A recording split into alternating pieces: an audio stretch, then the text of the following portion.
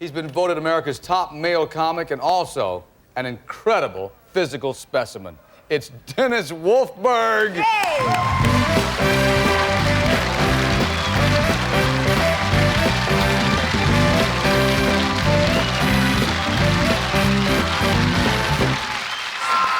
Thank you, please, thank you. An incredible physical specimen, thank you very much.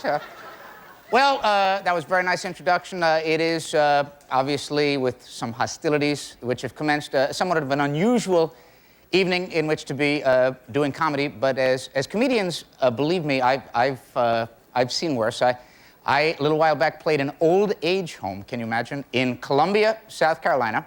And when I say an old age home, there was a woman in the audience celebrating her 102nd birthday, and a woman who did not look good for 102. She looked 150, 160. She didn't have wrinkles, she had pleats. I'd never seen anything like this. And at the end of the show, they brought in a cake to celebrate this birthday, but in a stroke of remarkable misjudgment, they gave her these candles that you cannot blow out. Just a brilliant gag for a woman who had little concept of reality and blowing her brains out and spitting all over the cake. It was disgusting. And then she cut a slice and asked if I would like some. I said, I'm trying to cut down on saliva in my diet. And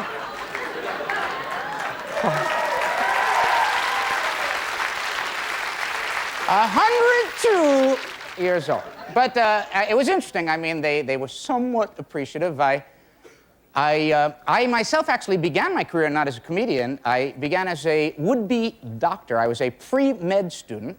I am Jewish from New York. It was kind of federally mandated that I do that. And I went to Queens College in New York City. I don't know if you're familiar with that, a school that academically ranks up there with the American Bartenders Institute. And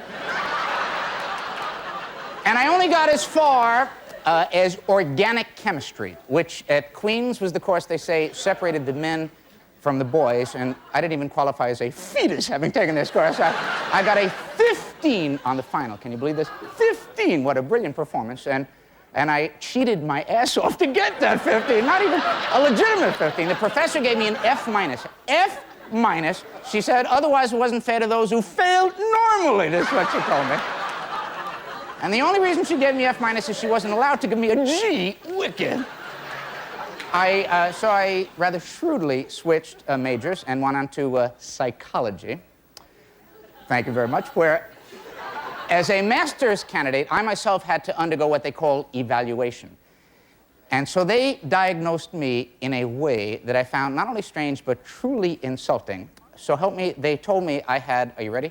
An unresolved Oedipal complex, which according to them meant that I wanted to sleep with my mother, which is preposterous. My father doesn't even want to sleep with my mother. And certainly, he would have first dibs on this opportunity. My mother is a wonderful person. I love her very much, but I don't want to sleep with her. Thank you. My aunt, now, there's a woman I could imagine. But anyway, thank you very much. Okay. Thank you very much. Okay.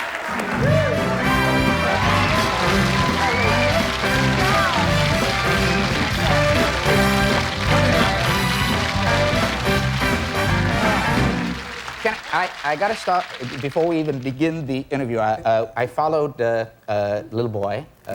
Miko Hughes. Okay, yes. And they always tell you, never follow a little child who comes out with a clip doing penis and that stuff. I have a 4-year-old at home.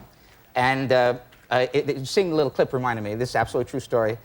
He's 4, and a little while back, he was being bathed by my wife with his little girl cousin, Stacey Marie, who's 3. Beautiful little girl.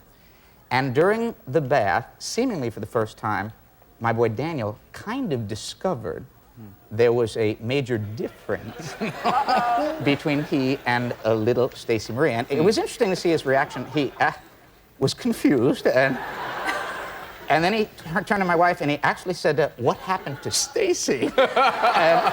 And my wife panicked and actually said, a boating accident. A boating accident. Are you kidding? I am not kidding. And now, of course, my kid won't go near water. Thank you very much. And not that I blame him either. So it reminded me of that little piece. Your wife is a comedian, isn't she? Well, she's a former comedian. She worked as a stand-up with me until we were until she was into her 9th month of pregnancy. We worked all over the country together. Now, I worked with my wife, who also does comedy very well. Very well. Julie McWhirter, and Yes. then Julie Dees, and My wife's name is Jeannie McBride.